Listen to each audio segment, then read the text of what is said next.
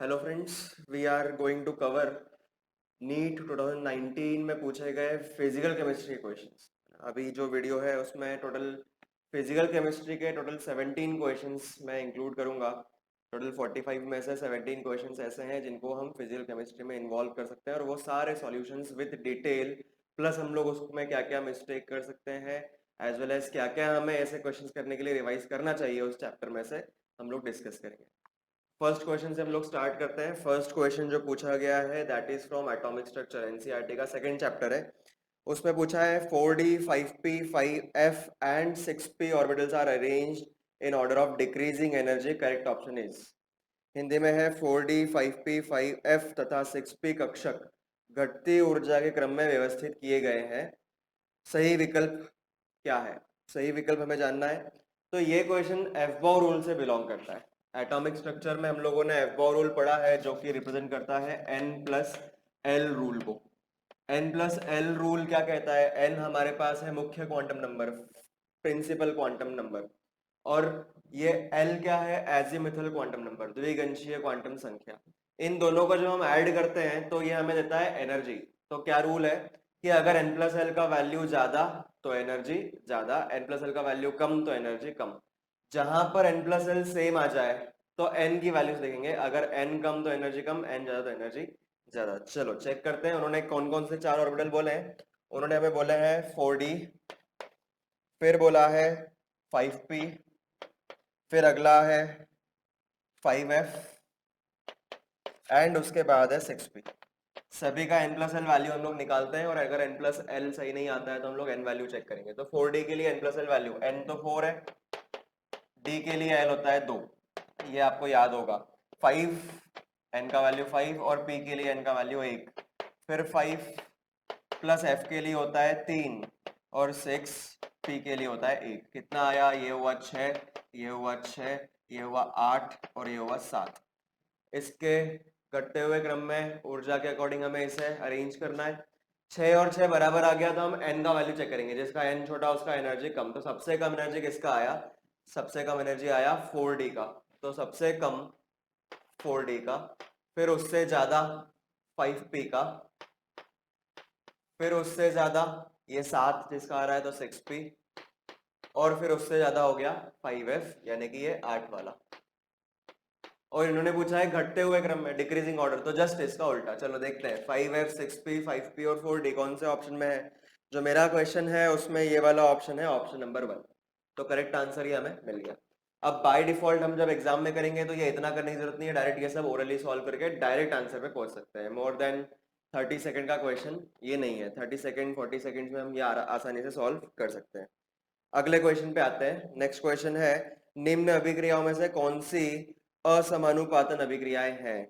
कौन सी reactions, which of the following reactions are disproportionation reaction? तो अगेन पहले हम लोग डिस्कस करेंगे कंसेप्ट। डिसप्रपोर्शनेशन रिएक्शन में ऐसा रिएक्शन है जो कि कोई एक मॉलिक्यूल, यहाँ पर ये A है, इसी A का हो रहा होगा ऑक्सीडेशन और इसी A का हो रहा होगा रिडक्शन। ऑक्सीडेशन और रिडक्शन इसी A का होगा, तो यहाँ पे कोई नया कंपाउंड बनेगा A डैश और A डबल डैश। ऐसा कुछ रिएक्शन हम लोगों को देखना है। चेक करते हैं ऑप्शंस में। तो पहला रिएक्शन है रिडॉक्स का क्वेश्चन है, प्योर रिडॉक्स का। तो पहला रिएक्शन है Cu प्लस, यानी ऑक्सीडेशन स्टेट क्या है? +1। कन्वर्ट किस में हो रहा है? Cu+2 और Cu0। तो ये +2 में और 0 में, देखो ऐसा हो रहा है क्या? ये ऑक्सीडेशन, ये रिडक्शन, यस ये हो रहा है। दैट मीन्स इसका वाला जो ऑप्शन उन्होंने दिया है वो सही वाले में है। अब देखेंगे ध्यान से तो एक सिली मिस्टेक यही होती है कि ऑप्शंस नहीं है, ये 4 रिएक्शन दिए और फिर अलग से ऑप्शन दिए उन्होंने, A B, A B C, A B D, इस तरीके से। तो ये वाला उनका जो रिएक्शन है ये सही है। फिर दूसरा रिएक्शन चेक करते हैं। दूसरा रिएक्शन उन्होंने क्या बोला है? MnO4-2, MnO4-2 और एसिडिक मीडियम में डाला है। चलो चलेगा, बैलेंसिंग की जरूरत नहीं है हमें चेक करने के लिए, इसमें मैं रिएक्शन के कोएफिशिएंट नहीं लिख रहा हूँ। यहाँ पर उन्होंने दे रखा है 3, यहाँ पर दे रखा है 4, तो वो मैं मेंशन नहीं कर रहा हूँ। फिर ये इससे क्या बन रहा है? MnO4- बन रहा है, साथ ही में MnO2 बन रहा है, फिर उसके बाद H2O बन रहा है। चेक करते हैं। यहाँ पर Mn का ऑक्सीडेशन स्टेट निकालेंगे हम लोग। ऑक्सीडेशन स्टेट निकालना आता होगा आपको, तो निकालने में पता चलता है कि यह है +6। +6, यहाँ पर निकालेंगे तो आएगा +7 और इधर निकालेंगे तो आएगा +4। क्या कोई ऑक्सीडेशन रिडक्शन हो रहा है क्या? हाँ, +6 से +7 ऑक्सीडेशन, +6 से +4 रिडक्शन। एक ही कंपाउंड है, हाँ एक ही कंपाउंड का ऑक्सीडेशन हो रहा है और रिडक्शन हो रहा है, इसलिए ये बी वाला भी हमारे आंसर में आना चाहिए। तो ये वाला भी रिएक्शन डिसप्रपोर्शनेशन का एग्जाम्पल है। अगला रिएक्शन KMnO4, KMnO4 किस में कन्वर्ट हो रहा है? गर्म करने पे कन्वर्ट हो रहा है K2MnO4 और MnO2 प्लस साथ में दे रहा है O2। चलो चेक किया जाए। इसका ऑक्सीडेशन नंबर, ऑक्सीकरण संख्या +7, इसका +6, इसका +4। चेक करो ऑक्सीडेशन रिडक्शन दोनों हो रहा है क्या? +7 से +6 रिडक्शन, +7 से +4 ये भी रिडक्शन। ऑक्सीडेशन इसका कहीं पर भी यहाँ पर इस कंपाउंड से हमें नहीं मिल रहा, एक ही Mn का दोनों का रिडक्शन हो रहा है, तो हम लोगों के लिए ये रिएक्शन सही नहीं है, तो ये वाला रिएक्शन हम लोग इंक्लूड नहीं करेंगे। फिर चौथा रिएक्शन उन्होंने रखा है MnO4 माइनस, फिर ये कन्वर्ट नहीं, इसमें ऐड हो रहा है Mn+2 प्लस H2O और ये किस में कन्वर्ट हो रहा है? MnO2 में, और H प्लस दे रहा है। चेक किया जाए तो ये है +7, ये है +2, ये वाला +4। रिएक्शन के प्रोडक्ट में देखोगे तो ये कंपाउंड है, रिडक्शन वाला एक प्रोडक्ट और ऑक्सीडेशन वाला एक प्रोडक्ट मिलेगा ही नहीं आपको। ये H2O, ये H+, ये नहीं लेना, मेन इसका लेंगे हम लोग। तो Mn+7 से जा रहा है +4 में, ये Mn+2 से जा रहा है +4 में, तो ये डिसप्रपोर्शन का उल्टा है, कम प्रपोर्शनेशन। इसका उल्टा होता तो वो डिसप्रपोर्शनेशन होता, यानी कि ये वाला ऑप्शन भी सही वाला ऑप्शन नहीं है। तो सही वाले कौन से हैं? ए और बी सही है, ये सी और डी सही नहीं है। तो अब देखते हैं कौन सा ऑप्शन मैच करता है। तो पहला ऑप्शन है ए एंड बी ओनली, यही सही हो गया, ऑप्शन 1 करेक्ट है। सेकंड है ए बी सी, नहीं, ए सी डी नहीं, और ए और डी नहीं, डी और सी नहीं है, तो ये बाकी तीनों ऑप्शन गलत हो गए। जरूरी नहीं है कि एक ऑप्शन में मिल जाए तो बाकी चेक नहीं करेंगे, हमें सारे ऑप्शन चेक करना है हमेशा। तो ऑप्शन 1 हमेशा अपना इसमें आंसर आ गया है, ऑप्शन 1 हमारा आंसर है। अगले क्वेश्चन पे आते हैं हम लोग। नेक्स्ट क्वेश्चन है थर्मोडायनामिक्स का, बहुत बढ़िया सिंपल सा क्वेश्चन है। ध्यान दोगे अगर, सिर्फ क्वेश्चन पढ़ के सॉल्व करने की जरूरत नहीं, आंसर आ जाएगा। मैं आपको पढ़ देता हूँ।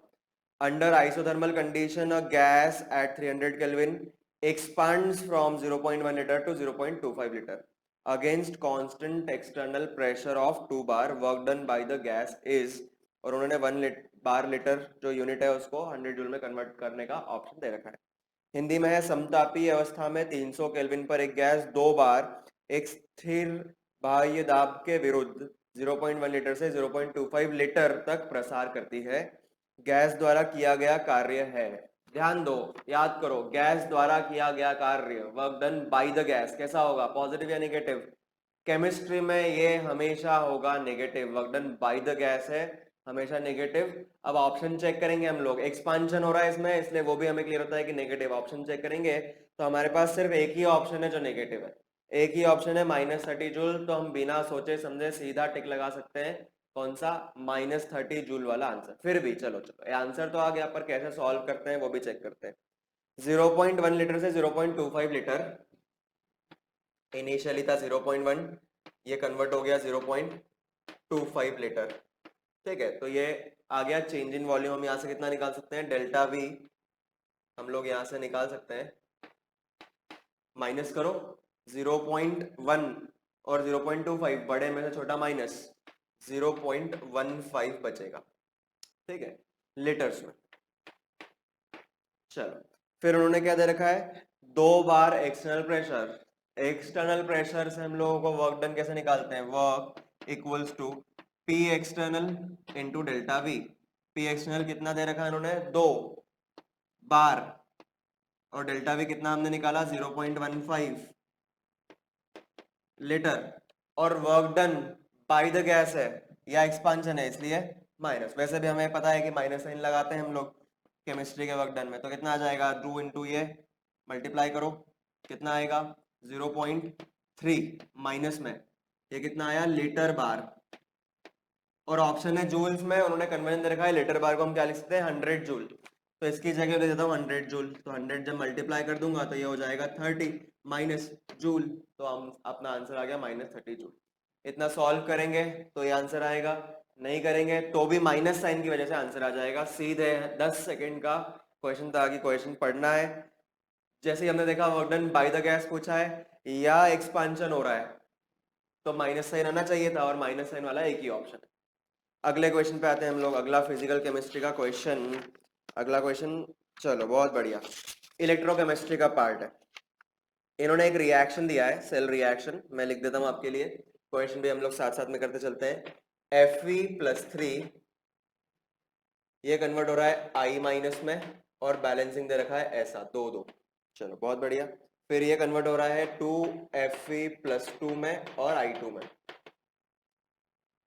फिर उन्हें पूछा है सेल रिएक्शन इसके लिए, ए नॉट सेल इक्वल्स टू दे रखा है 0.24, ए नॉट सेल 0.24 वोल्ट्स 298 केल्विन पर। Standard Gibbs energy of the reaction is, और एफ का वैल्यू दे रखा है। सेल अभिक्रिया दे रखी है, ए नॉट सेल का वैल्यू दे रखा है, सेल अभिक्रिया का मानक गिब्स ऊर्जा कितनी होगी ये हमें पता करना है, एफ का वैल्यू दिया है।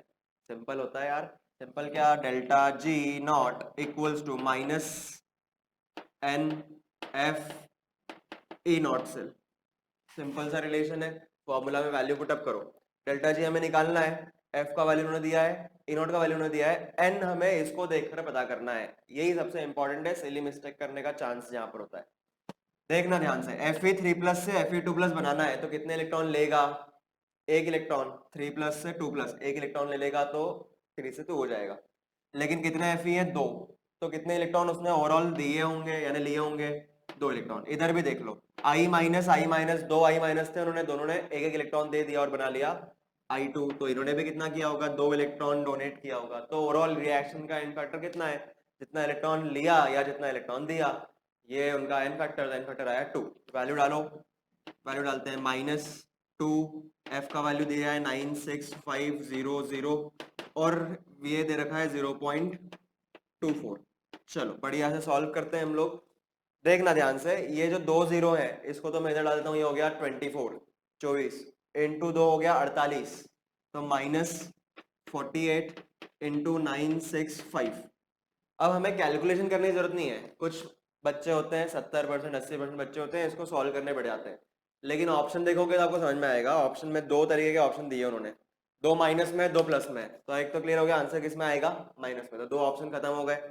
फिर एक है 46 पॉइंट कुछ, दूसरा है 23 पॉइंट कुछ। ध्यान दो, अगर मैं इस 48 को 1000 से मल्टीप्लाई करूं तो कितना हो जाएगा, 48 के किलो जूल, जो ऑप्शन में दिया है, तो 48 किलो जूल, और 1000 से थोड़ा सा कम मैं मल्टीप्लाई कर रहा हूँ तो 48 से थोड़ा सा कम आंसर होगा। तो ऑप्शन हमें साफ साफ दिख रहा है, सॉल्व ना करते हुए भी ऑप्शन देके हम निकाल सकते हैं कितना आना चाहिए, -46 पॉइंट वाला आंसर 46.32, और ये 1000 था इसलिए किलो, आंसर आ गया किलो जूल, और जो उनका यूनिट है सब कुछ पर मोल में चल रहा था एफ का वैल्यू, तो इसलिए पर मोल। सिंपल, तो इजी क्वेश्चंस है, बहुत ही स्कोरिंग क्वेश्चंस है 2019 नीट के, लेकिन समझने की गलती है। सबसे पहला सिली मिस्टेक कहाँ हो सकता है, ये एन फैक्टर हम लोग सीधा देखेंगे Fe+3 से Fe2+ एक इलेक्ट्रॉन, तो हमने लिख दिया एक, और 46 की जगह यहाँ 2 की जगह आ गया 1, तो सब कुछ आधा आधा और दूसरा आंसर मैच हो गया। सिली मिस्टेक से दूसरा आंसर मैच हो जाएगा और कॉन्फिडेंटली टिक लगा देंगे, जो कि गलत होगा। तो हमें इसका ध्यान रखना है, एन फैक्टर रिएक्शन का निकालना है, तो रिएक्शन जब हम लोग अलग अलग लिखेंगे, oxidation half cell, reduction half cell, और फिर इलेक्ट्रॉन कैंसिल करते हैं, वो वाला एन फैक्टर होगा। ठीक है, तो सब समझ में आ गया होगा, इसको मैं बोर्ड क्लियर कर देता हूँ, फिर अगले क्वेश्चन में पढ़ते हैं। नेक्स्ट क्वेश्चन फिजिकल केमिस्ट्री से पूछा गया है, इस पेज पर नहीं है, इस पेज पर कुछ भी नहीं है, सब इनऑर्गेनिक। चलो मिल गया, बहुत बढ़िया है। PH of saturated solution of CaOH whole twice उन्होंने दे रखा है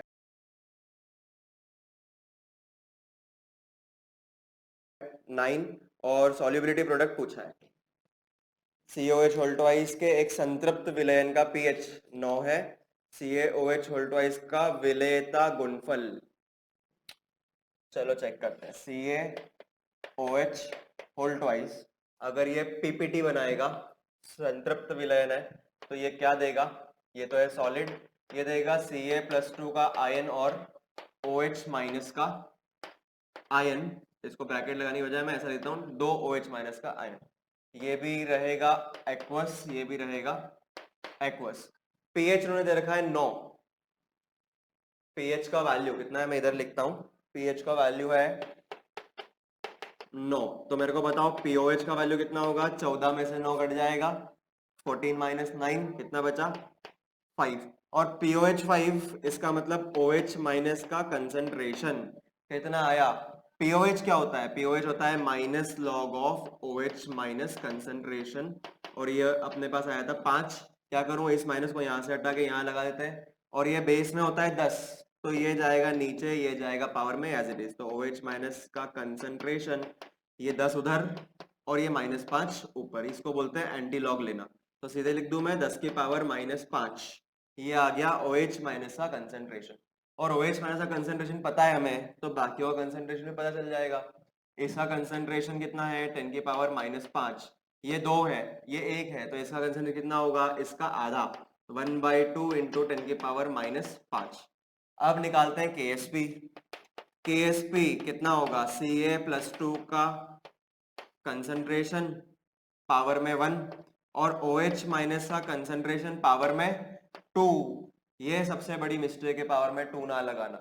फिर रखो वैल्यू, ये वैल्यू कितना है 1/2 को लिखता हूँ 0.5 इंटू 10 की घात -5 10 की पावर -5, और OH माइनस का कितना है 10 की पावर -5, और इसका स्क्वायर करो सॉल्व जरा। 0.5 तो 0.5 ऐसे कैसा रह गया, यहाँ से मिला 10 की पावर -10 और यहाँ से हो गया 10 की पावर -15, मिला करके ओवरऑल आंसर 10 की पावर -15, और ये आया 0.5। ये फाइनल वैल्यू है KSP का। ऑप्शन देखते हैं, तो ऑप्शन नंबर 1 ही मैच हो गया, बहुत ही बढ़िया। बाकी ऑप्शन चेक करने की जरूरत है एक बार देखना पड़ेगा। 0.25 10 की पावर -10 गलत, 0.125 10 की पावर -15 गलत, 0.5 10 की पावर -10 गलत। तो ये अपना फाइनल आंसर। अगला फिजिकल केमिस्ट्री का क्वेश्चन इसी के नीचे पूछा है उन्होंने, केमिकल काइनेटिक्स का है। Rate constant for first order reaction is के। ऑर्डर दे रखा है 1, रेट कांस्टेंट है के। The time T required for completion of 99% of the reaction is, बहुत बार किया हुआ, 99% रिएक्शन कंप्लीट होने के लिए कितना टाइम लगेगा अगर फर्स्ट ऑर्डर रिएक्शन का टाइम रेट कांस्टेंट के दिया है। तो फर्स्ट ऑर्डर काइनेटिक्स का इक्वेशन लिखते हैं सबसे पहले। क्या होता है, KT बराबर 2.303 लॉग पहले वाला कंसंट्रेशन A0 और फाइनल वाला कंसंट्रेशन AT।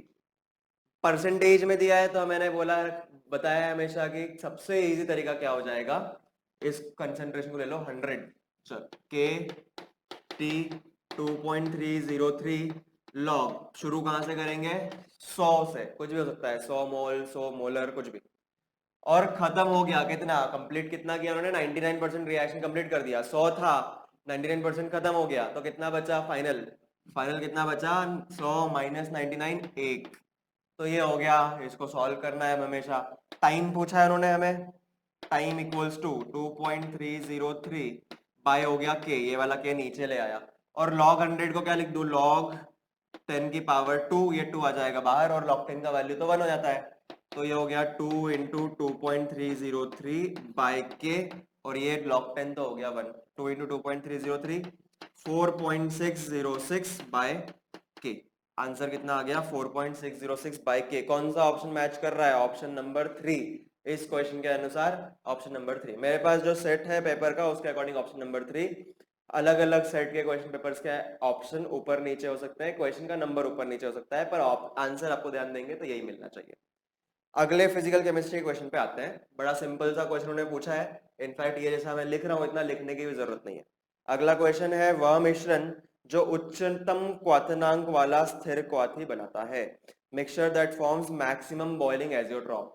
चलो पहले मैं रिवाइज करवा दूं, एजियोट्रॉप मतलब क्या, ऐसा सॉल्यूशन जिसमें सॉल्यूट और सॉल्वेंट दोनों सेम टेम्परेचर में बॉईल होते हो, यानी मैं गर्म करने जाऊं दोनों का इवापोरेशन साथ में हो जाए, अलग नहीं कर पाते बॉईल करने से, डिस्टिलेशन नहीं कर सकते हम जिनका, है ना। ऐसे सॉल्यूशन जिन पे सॉल्यूट और सॉल्वेंट को डिस्टिलेशन से हम अलग अलग नहीं कर सकते क्योंकि दोनों साथ में बॉईल करते हैं। फिर उन्होंने क्या पूछा है, मैक्सिमम बॉइलिंग एजियोट्रॉप। तो सिंपल है भैया, फैक्ट बेस्ड है। मैक्सिमम बॉइलिंग एजियोट्रॉप किससे बनता है, मिनिमम वाले से, यानी कि बॉइलिंग पॉइंट कम हो जाना चाहिए। और कब कम हो जाएगा, यानी कब वेपर प्रेशर कम हो जाएगा, नेगेटिव डेविएशन से। नेगेटिव डेविएशन वाले, फाइनल कंक्लूजन बता रहा हूं मैं, नेगेटिव डेविएशन वाले वो देते हैं मैक्सिमम बॉइलिंग एजियोट्रॉप। अब एग्जांपल दिया है तो सिंपल है, आप लोगों को, अगर आप लोगों ने रिवाइज कर रहे हो, अभी भी टाइम है, रिवाइज कर रहे हो, तो 5 आइडियल के, 5 नेगेटिव डेविएशन के और 5 पॉजिटिव डेविएशन के एग्जांपल्स याद ही कर लो कौन कौन से होते हैं, क्योंकि कुछ कुछ को पहचान सकते हो, बाकियों को नहीं पहचान सकते, तो याद करोगे तो उनमें से ऑप्शन मिल जाएगा। तो एक नेगेटिव डेविएशन बहुत कॉमन होता है, एसिड मिला लो कोई भी, HCl, HNO3, H2SO4 और साथ में डाल दो वाटर, पानी, ये डालोगे तो ये नेगेटिव डेविएशन होता है। इसी का एक ऑप्शन भी है, पहला ही ऑप्शन है मेरे पास, water plus nitric acid, HNO3 और H2O मिला दिया तो नेगेटिव डेविएशन, तो पहला ऑप्शन ही मेरे को आंसर मिल गया। बाकी भी चेक करते हैं। इथेनॉल वाटर पॉजिटिव डेविएशन होगा। क्या होता है, इथेनॉल का एक मॉलिक्यूल और दूसरे मॉलिक्यूल के बीच में हाइड्रोजन बॉन्डिंग होती है, लेकिन बीच में अगर वाटर मॉलिक्यूल आ जाए तो इनका हाइड्रोजन बॉन्डिंग ये दूर दूर हो जाते हैं। दूर दूर होना मतलब वॉल्यूम बढ़ जाएगा, बीच का अट्रैक्शन फोर्स खत्म हो गया, तो हीट जो होगी वो मतलब बॉन्ड तोड़ने के लिए लगती है। तो ये सब किसके लक्षण है, ये सब पॉजिटिव डेविएशन के लक्षण है। अगला एसीटोन CH2, वो भी कार्बन डाइसल्फाइड CH2 होता है, तो एसीटोन और कार्बन डाइसल्फाइड वो भी पॉजिटिव डेविएशन। और हेप्टेन ऑक्टेन, ये तो आइडियल सोल्यूशन है। Acetone, carbon disulphide, heptane octane, ethanol water, ये कोई भी नेगेटिव डेविएशन नहीं है।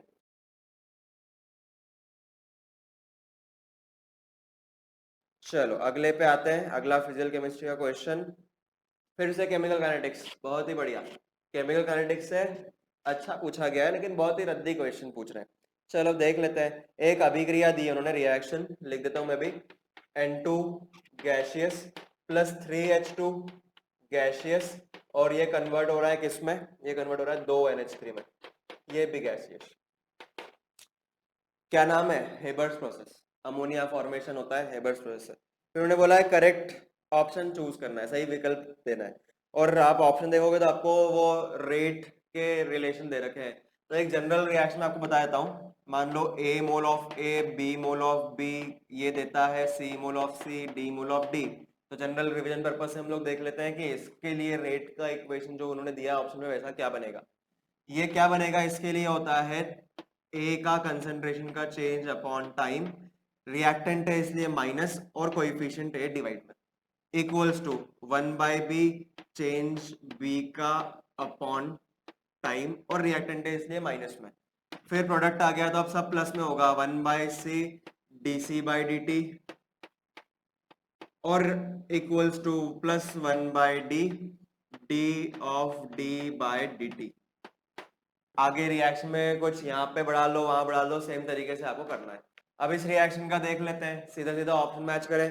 पहले ऑप्शन उन्होंने दिया है H2 में -1/3, H2 में -1/3 सही है, तो वो पहला वाला का लेफ्ट वाला सही है। राइट में दे रखा है NH3 में -1/2, NH3 इधर है तो माइनस ही नहीं होगा, ये प्लस में होना चाहिए, तो पहला ऑप्शन हो गया गलत। दूसरे ऑप्शन पे चलते हैं, N2 में कोएफिशिएंट कुछ भी नहीं है और माइनस में, दोनों सही।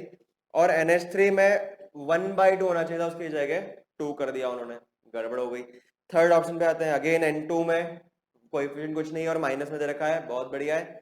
1/2 NH3, ये भी सही है, 1/2 NH3 का concentration by time. Third option मुझे सही लगा है, थर्ड ऑप्शन सही है। फिर भी फोर्थ चेक कर लेते हैं। H2 में 3 का मल्टीप्लाई है, 3 का नहीं होगा, 1/3 का होगा, तो ये कहीं गलत हो गया। तो ऑप्शन आंसर अपना कौन सा हो गया, सही आंसर हो गया थर्ड वाला, है ना। सिंपल सा क्वेश्चन है, बहुत स्कोरिंग सा है। आप डायरेक्ट, इतना मैंने बताया है तो रिवीजन के लिए, लेकिन आप डायरेक्ट ऑप्शन देख के पूरा सॉल्व कर सकते हो, पहले ही आंसर आ जाता। अगला आते हैं, अरे बहुत बढ़िया, अगला इसी के नीचे क्वेश्चन है और इसी रिएक्शन का दे रखा है। उन्होंने दे रखा है हेबर प्रक्रम द्वारा अमोनिया के 20 मोल बनाने के लिए आवश्यक हाइड्रोजन अणुओं के मोलों की संख्या क्या होगी। Number of moles of hydrogen molecule required to produce 20 mole of ammonia through Haber's process. इस प्रोसेस में मुझे ये कितना बनाना है, 20 मोल, तो हाइड्रोजन कितना होना चाहिए भैया, 2 के लिए 3, तो 20 के लिए कितना, सिंपल है ना, यही दिख रहा है 30। देख लो कौन सा ऑप्शन है, 30, ऑप्शन नंबर 3। बड़ा ही बेसिक सा क्वेश्चन था, और खास तो हेबर्स प्रोसेस इसी क्वेश्चन के नीचे दे दिया, किसी को याद नहीं आता तो यहाँ देख के याद आ जाएगा, हाँ यही हेबर्स प्रोसेस होता है। अगले क्वेश्चन पे आते हैं, अगला क्वेश्चन फिर से सॉल्यूशन चैप्टर से, बहुत ही केमिकल काइनेटिक्स से 2 क्वेश्चन हो गए, सॉल्यूशन से भी दूसरा क्वेश्चन आ गया। सॉल्यूशन का क्वेश्चन क्या है, आदर्श विलयन के लिए सही विकल्प, आइडियल सॉल्यूशन के लिए करेक्ट ऑप्शन क्या है। पहले मैं बता देता हूँ फिर ऑप्शन मैच करते हैं। आइडियल सॉल्यूशन का क्या क्या कंडीशन होता है? एक होता है कि वो राउल्ट्स लॉ को फॉलो करना चाहिए every range of temperature and pressure पे, राउल्ट्स लॉ को फॉलो करना चाहिए, चलो ठीक। Second, delta volume mixing zero होना चाहिए। तीसरा, डेल्टा एच मिक्सिंग जीरो होना चाहिए। और चौथा, ए और बी अगर हम मिक्स कर रहे हैं सॉल्यूट और सॉल्वेंट, तो जो आइडियली ए और ए का अट्रैक्शन बी और बी का अट्रैक्शन फोर्स आपस में था, मिक्स करने के बाद ए और बी का भी उनसे मैच करना चाहिए इंटरेक्शन फोर्स, जो भी उनके बीच में इंटरेक्शन होता है, अट्रैक्टिव फोर्स, रिपल्सिव फोर्स, जो भी है, सारे मैच करना चाहिए। चेक करते हैं इनके ऑप्शन में क्या क्या दे रखा है। पहले में दे रखा है delta mixing of S entropy, कुछ नहीं है, अपने पास कंडीशन नहीं है तो कुछ कह नहीं सकते। सेकंड में दे रखा है delta volume mixing not equals to zero, zero के बराबर नहीं है, ऐसा नहीं है, होता है। फिर तीसरा, डेल्टा एच मिक्सिंग जीरो है, डेल्टा एच मिक्सिंग जीरो है, ये वाला ऑप्शन मैच कर रहा है कि ये वाले कंडीशन से। और चौथा वाला डेल्टा जी, फिर से नहीं पता, हमें कुछ कह नहीं सकते, तो हमें आंसर तो मिल गया ऑप्शन नंबर 3, एंथैल्पी का option. Delta mixing H zero होता है किसी भी टेम्परेचर और प्रेशर के लिए, कांस्टेंट टेम्परेचर और प्रेशर फिक्स कर लो और कितना भी रख लो, हमेशा ये होगा। तो ऑप्शन नंबर 3 सही है। बहुत ही सिंपल सा क्वेश्चन है ना, फालतू में पूछ लिया गया ऐसा लग रहा है। अगले क्वेश्चन पे आते हैं। अगला क्वेश्चन है सरफेस केमिस्ट्री का। सरफेस केमिस्ट्री में उन्होंने क्या बोल रखा है, किस विलयन के मिश्रण से ऋण आवेशित कोलाइडी AgI माइनस सॉल का निर्माण होगा। यहीं पे लिख देता हूं मैं, इतने में मेरा हो जाएगा, देखना ध्यान से, ओरली भी कर सकते हैं, मैं आपके लिए एक्स्ट्रा इन्फॉर्मेशन लिखूंगा। Which of the mixture of the solution leads the formation of negatively charged colloid? कौन सा कोलॉइड है? AgI ऐसा, और इसके ऊपर क्या एड्सॉर्ब किया हुआ है? I minus. इसका मतलब क्या होता है? एक्स्ट्रा में एड्सॉर्प्शन हो रहा है, पेप्टाइजेशन वाला। तो कौन सा है ऑप्शन में चेक करना है। तो यहां देख के मुझे पता चल रहा है कि पहले तो मुझे AgI बनाना है PPT, और फिर एक्स्ट्रा में कौन सा आयन चाहिए? I माइनस आयन चाहिए। तो मेरे को जो ऑप्शन दे रखे हैं उसके अकॉर्डिंग मुझे चेक करना है कि AgI किससे बन रहा है, पहले कंडीशन, और AgI बनने के बाद I माइनस किस में बच रहा है। चलो चेक किया जाए।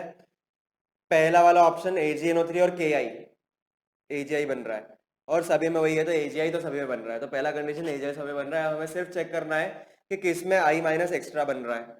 तो पहले ऑप्शन में फिर से आते हैं। पहला ऑप्शन है 50 ml 1 मोलर, मल्टीप्लाई करेंगे तो 50 AgNO3 और 50 ml 1.5 KI, M1 into V1 कर रहा हूँ मैं मोल्स निकालने के लिए, तो मोलारिटी इंटू वॉल्यूम, तो 50 इंटू 1.5 कितना हो जाएगा? 75 KI है। रिएक्ट होंगे ये 50 पूरे ही पूरे खत्म, और क्या बच जाएगा? 25 वो वाला कंपाउंड बच जाएगा KI, यानी कि 25 I माइनस बच गया। तो पहला वाला ऑप्शन मेरे पास कंडीशन में सही साबित हो रहा है। अगले ऑप्शन भी चेक कर लेते हैं, हमेशा ध्यान रखना, हमेशा ऑप्शन हमेशा सारे चेक करना है। सेकंड, 50 ml 1 मोलर AgNO3 यानी फिर से 50 मोल मिलीमोल, और 50 ml 2 मोलर KI यानी 100। अरे बाप रे, ध्यान से देखो, यहाँ पर भी 50 से पूरा खत्म हो जाएगा और इसमें 50 ये बच रहा है, तो ये ऑप्शन भी सही हो गया। दो ऑप्शन सही हो गए। उन्होंने गलत तो नहीं पूछा, उन्होंने पूछा है किस विलेन में मिश्रण, सही वाला ऑप्शन ही पूछा है, तो ये वाला गलत है भैया। गलत मतलब बोनस मिलना चाहिए उन लोगों को जिन्होंने इसको अटेम्प्ट किया है। जिन्होंने ये लगाया होगा तो भी सही है, ये लगाया होगा तो भी सही है, जिन्होंने कुछ नहीं लगाया उनको मार्क्स नहीं मिलेंगे। इसीलिए तो मैं कहता हूँ सारे ऑप्शन चेक करना है, भले ही सही हो गलत हो कुछ भी आ जाए। फिर थर्ड ऑप्शन पे भी आते हैं, हम देखते हैं। 50 ml 2 मोलर, तो इस बार ये हो गया 100, 50 इंटू 2, और 50 ml 1.5 मोलर 75। इस बार क्या खत्म हो रहा है? ये खत्म हो रहा है और AgI बच जाएगा, इससे काम नहीं चलेगा। I माइनस एक्स्ट्रा नहीं बचा अपने पास, Ag प्लस और NO3 माइनस एक्स्ट्रा बच गया। अगले ऑप्शन पे आते हैं, 50 ml 0.1 मोल, तो ये हो गया 5, और 50 ml 0.1 KI, तो ये भी हो गया 5। दोनों कंप्लीटली रिएक्ट हो जाएंगे और सिर्फ AgI बनाएंगे, एक्स्ट्रा I माइनस नहीं बचेगा। तो इसमें मेरे पास दो ऑप्शन आंसर आ रहे हैं मेरे क्वेश्चन पेपर के अनुसार, ऑप्शन 1 और ऑप्शन 2 दोनों सही है, क्योंकि दोनों में मेरे को AgI मिल रहा है खत्म होने के बाद, और 25 और 50 I माइनस एक्स्ट्रा बच रहे हैं जो कि एड्सॉर्ब हो जाएंगे। तो इसमें दोनों आंसर है भैया, है ना। ये इसमें जिन लोगों ने भी किया होगा एग्जाम में अटेम्प्ट, जिन्होंने ये लगाया तो भी सही है, ये लगाया तो भी सही है। दोनों ऑप्शन जिन्होंने लगाए उनको मार्क्स मिले, जिन्होंने नहीं लगाया उनको मार्क्स नहीं मिलेंगे। सिंपल सा क्वेश्चन था। अगले क्वेश्चन पे आते हैं। अगला फिजिकल केमिस्ट्री का क्वेश्चन है ना, 11वें क्वेश्चन तक तो हम पहुंच गए, टोटल 17 क्वेश्चन करना है हमें। चलो बहुत बढ़िया। ये अगला क्वेश्चन करने के पहले हम लोग बोर्ड क्लियर कर लेते हैं। अगला क्वेश्चन है आयनिक इक्विलिब्रियम से किससे क्षारीय बफर बनेगा, which will make basic buffer. ध्यान देना, अगेन मैं पहले आपको बफर के लिए बता दूं बफर क्या क्या होते हैं। बफर के लिए कोई होना चाहिए वीक एसिड और इसी वीक एसिड का सॉल्ट। सही में दूसरा ऑप्शन वीक बेस, इसी वीक बेस का सॉल्ट। अगर ये पेयर आपको मिल गया, कोई भी वीक एसिड या बेस और उसी का सॉल्ट, तो वो कहला सकता है बफर। हमेशा नहीं है, कहला सकता है बफर, कुछ लिमिट होती है कंसंट्रेशन। तो अभी हम लोग चेक करते हैं। ये वाला जो होता है वीक एसिड वाला, ये होता है एसिडिक बफर। ये वाला क्या होता है, एसिडिक बफर। ये वाला जो होता है ये होता है बेसिक बफर। एसिडिक बफर और बेसिक बफर। इन्होंने पूछा है बेसिक बफर कौन सा है, चेक करते हैं। अगेन वापस वही पुराना स्टोइशियोमेट्री जैसा उन्होंने दे रखा है। पहले ऑप्शन में दिया है इन्होंने NaOH और CH3COOH।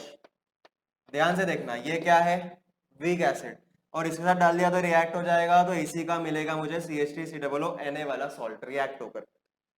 कब बफर बनेगा, जब ये ज्यादा हो और ये कम हो, ताकि पूरा रिएक्ट हो जाने के बाद भी ये बचा रह जाए और रिएक्ट होने की वजह से कुछ सॉल्ट भी आ जाए, तो वीक एसिड और उसका सॉल्ट बच जाएगा। तो मुझे चाहिए ये ज्यादा क्वांटिटी में और ये कम क्वांटिटी में। यही कॉन्सेप्ट हम लोग हमेशा यूज करेंगे।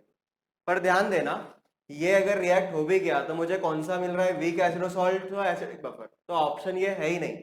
NaOH और CH3COOH कम ज्यादा तो बाद में देखेंगे, पहले चेक करेंगे एसिडिक है कि बेसिक है, तो ये एसिडिक है। और उन्होंने पूछा है बेसिक, तो ऑप्शन ये वाला यही खत्म हो गया, बाकी कैलकुलेशन करने की जरूरत नहीं है। तो ये मैंने समझा दिया, ऐसे बाकी के ऑप्शन पे भी आते हैं। दूसरे में भी उन्होंने NaOH और यही लिया है, तो वो भी ऑप्शन नहीं है। तीसरे में लिया है HCl और NH4OH।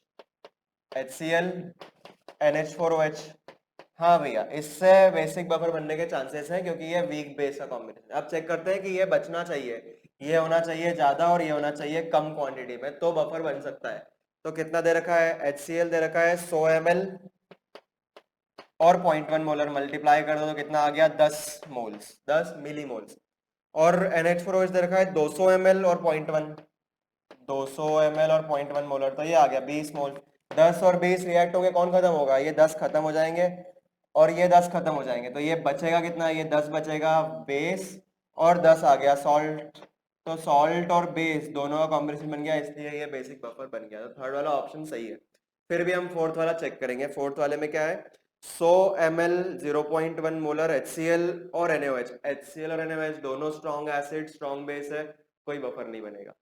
तो अगेन ऑप्शन नंबर 3 इसमें जो हमने सॉल्व किया है NH4OH वाला, ये सही है। अगले क्वेश्चन पे आते हैं। नेक्स्ट क्वेश्चन फिजिकल केमिस्ट्री का मुझे मिलेगा, चलो मिल गया, बहुत बढ़िया। Again electrochemistry. देखना, इलेक्ट्रोकेमिस्ट्री से भी दूसरा क्वेश्चन, ये आयनिक इक्विलिब्रियम से भी दूसरा क्वेश्चन था। पहला केएसपी कर चुके हम, ये वाला था। अब इलेक्ट्रोकेमिस्ट्री में, पहले इलेक्ट्रोकेमिस्ट्री थर्मोडायनेमिक्स मिक्स था, डेल्टा जी वाला। अब इन्होंने क्या पूछा है देखते हैं। फॉर सेल इन्वॉल्विंग 1 इलेक्ट्रॉन, यानी एन फैक्टर तो पहले ही दे दिया उन्होंने, एक है।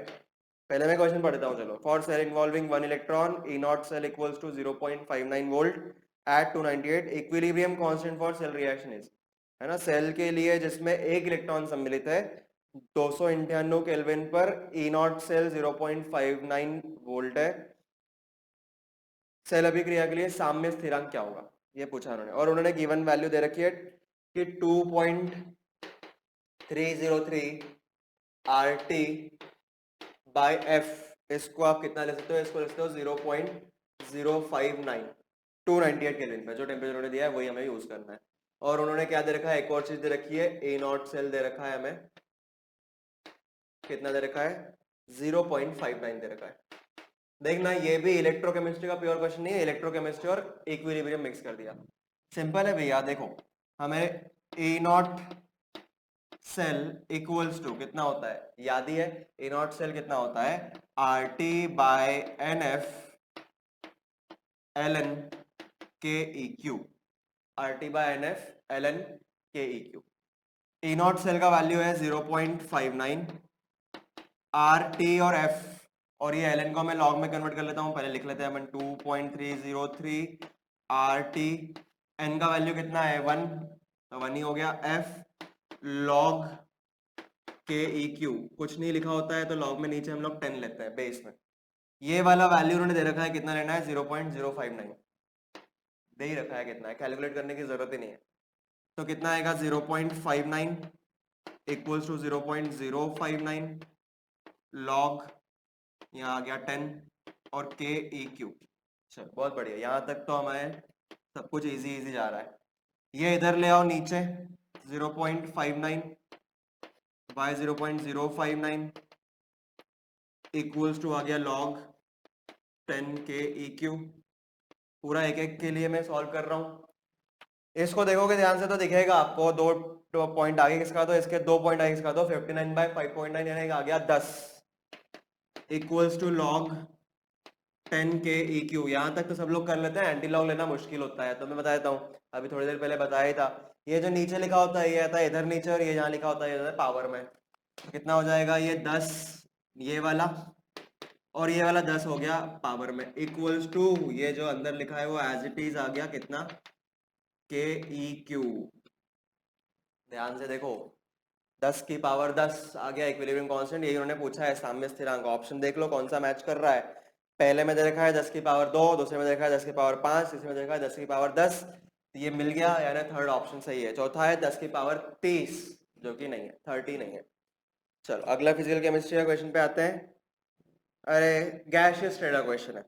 अ गैस एट 350 केल्विन, एक गैस है जो कि 350 केल्विन टेम्परेचर पर रखी गई है, एंड 15 बार उसका दाब है, 15 bar pressure, has molar volume 20% smaller than that of ideal gas. Ideal gas के वॉल्यूम से 20% कम वॉल्यूम ये गैस ले रही है।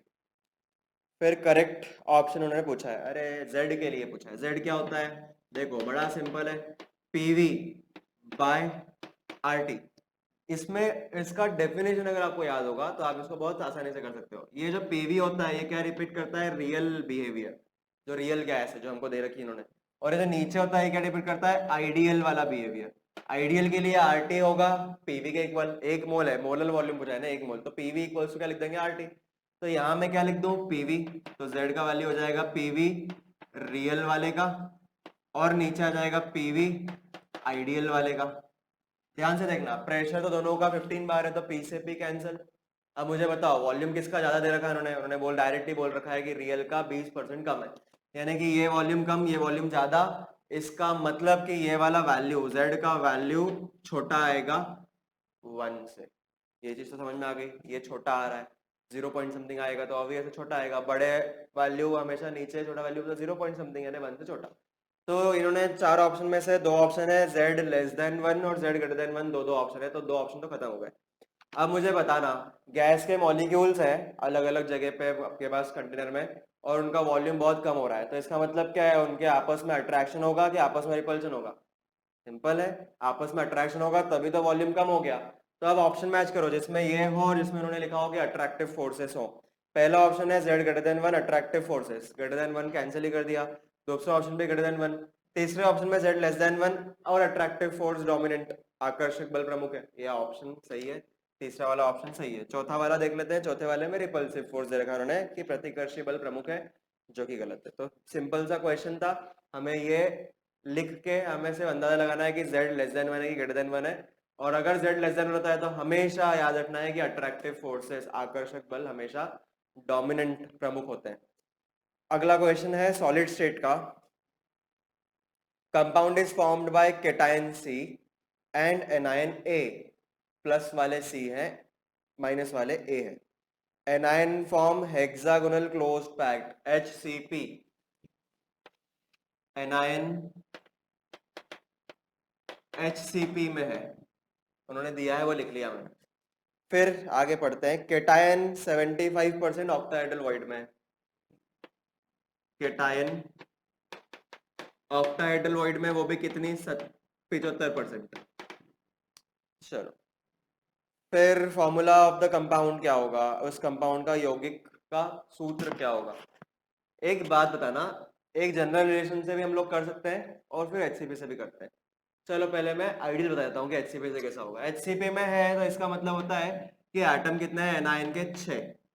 एचसीपी में 6 एटम हो गए एनआईएन के, मैं ऐसे लिखता हूँ, ये एनआईएन, ये कैटायन, एनआईएन के हो गए 6। और जितने भी एटम होते हैं उन्हीं का 75% ऑक्टेटल वाइड, तो ऑक्टेटल वाइड तो सेम होती है, जितने एटम उतने ही ऑक्टेटल वाइड होती है, और 75% भरी हुई है, तो 6 का 75% हमें निकालना है। 6 का 75% ऐसे निकालेंगे, और यही रेशियो में हमारे पास सूत्र बनेगा, फॉर्मूला। तो ये रेशियो निकाल लो, कितना हो जाएगा, 6 और 6 तो कैंसल, तो ये कितना बचा, ये 100 को ले आओ इधर, तो 100 और 75 यानी कि 25 से कैंसिल करेंगे, 4 और 3, तो एनायन कितने हैं 4, कैटायन कितने हैं 3, तो C3A4 वाला ऑप्शन कौन सा है, चेक कर लो। तो ये तो आइडियल केस हो गया। जो आइडियल नहीं है वो मैं कैसे बता रहा था, जितने एटम उतनी ऑक्टेटल वाइड होती है, n एटम के लिए n ऑक्टेटल वाइड, सिंपल। और इन्हें बोला है 75%, तो 75% मतलब कितना, 3/4, ऐसे ही होता है। तो 3/4 मतलब ये 3/4 और वो 1 रेशियो लेंगे तो यही आ जाएगा, एनायन 4 कैटायन 3। तो ऐसे भी कर सकते हैं ओरली। तो ऑप्शन चेक करते हैं, पहले में C2A3, C2 है नहीं है, C3A2 नहीं, C3A4 तीसरा ऑप्शन मैच कर गया, यानी ये वाला ऑप्शन किसमें, तीसरे ऑप्शन में है। अगले पे आते हैं, नेक्स्ट क्वेश्चन, किस स्थिति में एंट्रोपी में परिवर्तन ऋणात्मक होगा, नेगेटिव एंट्रोपी चेंज। नेगेटिव का मतलब क्या है, फाइनल माइनस इनिशियल में एंट्रोपी चेंज क्या है, delta S, S final minus S initial, यही लिखते हैं हम लोग। और ये नेगेटिव आ जाए इसका मतलब ये छोटा होना चाहिए, बड़ा होना चाहिए, फाइनल वाला एंट्रोपी कम होना चाहिए। एंट्रोपी क्या होती है, रैंडमनेस, है ना, कितनी अस्त व्यस्तता है वहां पर, हमें वो चेक करना है। जितना कम उतना एंट्रोपी कम, जितना ज्यादा उतना एंट्रोपी ज्यादा। एक एक ऑप्शन चेक करते हैं कि इसमें फाइनल वाला कम आएगा। जल का वाष्पीकरण, इवापोरेशन ऑफ वाटर, पानी लिक्विड में था, गर्म होके वेपर में कन्वर्ट हो गया, लिक्विड से वेपर में कन्वर्ट हो गया, बताओ रैंडमनेस बढ़ गई कम हो गई, अस्त व्यस्तता, पहले मॉलिक्यूल पास पास में थे, मॉलिक्यूल दूर दूर हो गए थे, एंट्रोपी बढ़ गई कम नहीं हुई, तो ये ऑप्शन नहीं है। फिर है expansion of gas at constant temperature, स्थिर ताप पर गैस का प्रसार, वॉल्यूम बढ़ रहा है तो ऑब्वियस है एंट्रोपी बढ़ेगी क्योंकि रैंडमनेस बढ़ रही है। ठोस से गैस उद्वार पतन यानी sublimation of solid to gas, obvious सी बात है, सॉलिड में भी मॉलिक्यूल पास पास में बराबर अरेंज थे, रैंडम कुछ भी नहीं था, और जैसे गैस में कन्वर्ट हो गया सब इधर उधर रैंडमनेस बढ़ गई, तो एंट्रोपी बढ़ गई इसमें भी। चौथा ऑप्शन, दो हाइड्रोजन एटम से एक हाइड्रोजन मॉलिक्यूल, दो एटम इधर उधर घूम रहे थे और अब मिलके एक साथ मॉलिक्यूल बन गए, अस्त व्यस्तता कम हो गई, रैंडमनेस कम हो गई, ये वाला ऑप्शन है जिसमें फाइनल में एंट्रोपी कम हो गई, तो ये ऑप्शन अपना सही आंसर है। तो एंट्रोपी चेंज, एंट्रोपी में परिवर्तन इसी में नेगेटिव आ रहा है, किसमें, हाइड्रोजन गैस से हाइड्रोजन मॉलिक्यूल बनने में। तो आंसर ये हमेशा अपना फिक्स क्लियर हो गया, है ना, डायरेक्ट निकाल सकते हैं ओरली बिना लिखे। अगले क्वेश्चन पे आते हैं, एटॉमिक स्ट्रक्चर से है, अगेन दूसरा क्वेश्चन आ गया एटॉमिक स्ट्रक्चर से। हाइड्रोजन परमाणु के स्पेक्ट्रम में निम्न में से कौन सी संक्रमण श्रेणी दृश्य क्षेत्र में पड़ती है, विच of the following series of transition in the spectrum of hydrogen falls in visible region. Visible में कौन सा होता है, नींद में से भी उठा के पूछेंगे ना तो ये हम लोग बता सकते हैं आंसर। एटॉमिक स्ट्रक्चर में हमने हाइड्रोजन स्पेक्ट्रम को इतना डिटेल में पढ़ रखा है, कौन कौन सी होती है, लाइमन, बाल्मर, पाशन, ब्रैकेट और पी फंड। लाइमन होता है अल्ट्रावायलेट, बाल्मर होता है विजिबल, और बाकी सब होती है इंफ्रारेड। विजिबल कौन सी होगी, बाल्मर, यही पूछा उन्होंने, 4 ऑप्शन है, लाइमन, बाल्मर, पाशन, ब्रैकेट, तो सीधे आंसर टिक लगाना है, बाल्मर सीरीज विजिबल। अगर मैं सीरियसली बताऊं तो इसको भी काफी लोगों ने गलत किया होगा, क्योंकि बेसिक रिवीजन पे हम लोग फोकस नहीं करते हैं। हमें क्या करना है, बिल्कुल बेसिक से हर चीज रिवाइज करते हुए चलना है। छोटी छोटी चीजें पूछ ली जाती है और अच्छे से अच्छी चीजें पूछ ली जाती है, तो कम से कम इसके मार्क्स तो हम लोगों को ये नहीं खोना है, स्कोरिंग इसको तो हम लोग मार्क्स ले आएंगे कंपटीशन में, तभी तो खड़े हो पाएंगे। तो ये हमारा फिजिकल केमिस्ट्री का आखिरी क्वेश्चन था, एटॉमिक स्ट्रक्चर से था। ऐसे करके हम लोगों के पास 17 क्वेश्चंस आए हैं फिजिकल केमिस्ट्री में, जिसको हम लोग बोल सकते हैं, है ना। कुछ कुछ क्वेश्चन इनऑर्गेनिक में भी आते हैं, जैसे शुरू में हमने जो कुछ कुछ एक दो डिस्कस किया, तो मिक्स है इनऑर्गेनिक फिजिकल, तो मैंने फिजिकल में आपको कवर करवा दिया। तो ऑर्गेनिक में कम क्वेश्चंस आए थे इस बार 2019 में, 17 क्वेश्चंस फिजिकल में मैंने इंक्लूड किए हैं, काफी अच्छे थे। 2 केमिकल काइनेटिक्स से थे, 2 सॉल्यूशंस से थे, 2 एटॉमिक स्ट्रक्चर से थे, इलेक्ट्रोकेमिस्ट्री से 2 थे, लेकिन एक में थर्मोडायनेमिक्स मिक्स था, एक में इक्विलिब्रियम मिक्स था, 2 इक्विलिब्रियम के भी थे, आयनिक इक्विलिब्रियम के डायरेक्ट। तो इस तरीके से ये कुछ इंपॉर्टेंट टॉपिक्स हैं जिनसे उन्होंने 2-2 क्वेश्चन पूछे हैं। सरफेस केमिस्ट्री से एक क्वेश्चन था ही, गैशियस स्टेट से एक क्वेश्चन था ही, तो ये जो बचे हुए रिडॉक्स से उन्होंने एक क्वेश्चन पूछा है, तो जो बचे हुए क्वेश्चन है उनसे एक ही क्वेश्चन तो उन्होंने पूछे ही हैं। लगभग सभी टॉपिक्स कवर किए हैं, मिक्स में भी उन्होंने कवर किए हैं कुछ। थर्मोडायनामिक्स उन्होंने मिक्स में ज़्यादातर पूछा है, ठीक है। तो थर्मोडायनामिक्स का प्योर क्वेश्चन भी था, एक वर्क डन वाला डायरेक्ट, और बाकी उन्होंने ऐसा मिक्स में भी पूछा है। तो ओवरऑल इजी पेपर था, बहुत ही आसान, बहुत ही सिंपल सा नीट 2019 का पेपर आया था। पूरा केमिस्ट्री तो बिल्कुल बोलते हैं ना, अगर किसी ने ढंग से भी एनसीईआरटी और बेसिक स्कूल के लिए भी अच्छे से पढ़ा हो तो भी ये अच्छा पेपर था।